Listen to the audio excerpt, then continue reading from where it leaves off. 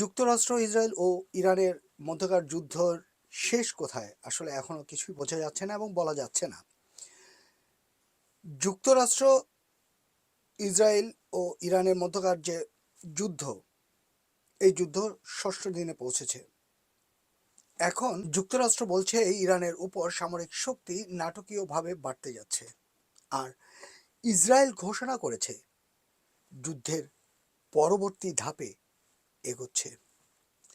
মার্কিন প্রতিরক্ষা মন্ত্রী পেট হেগসেথ বলেছে, ইরানের উপর সামরিক শক্তি মানে ফায়ার পাওয়ার যেটা খুব দ্রুতই নাটকীয়ভাবে বাড়বে। এটা একটা ভয়াবহ ব্যাপার আসলে, কারণ যুক্তরাষ্ট্র ইরানের উপর হামলা বাড়াচ্ছে। ডোনাল্ড ট্রাম্প হোয়াইট হাউসের এক অনুষ্ঠানে বলেছেন, যুক্তরাষ্ট্র প্রতি ঘন্টায় ইরানের ড্রোন ও ক্ষেপণাস্ত্র ব্যবস্থায় হামলা চালাচ্ছে। এদিকে ইসরায়েলের সামরিক প্রধান বলেছেন দেশটি যুদ্ধের পরবর্তী ধাপে এগোচ্ছে। এদিকে ইসরায়েলের সামরিক প্রধান বলেছেন দেশটি যুদ্ধের পরবর্তী ধাপে এগোচ্ছে।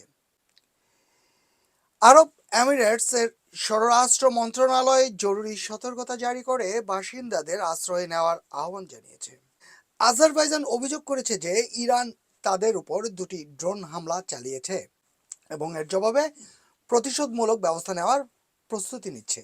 তবে ইরান এই অভিযোগ অস্বীকার করেছে।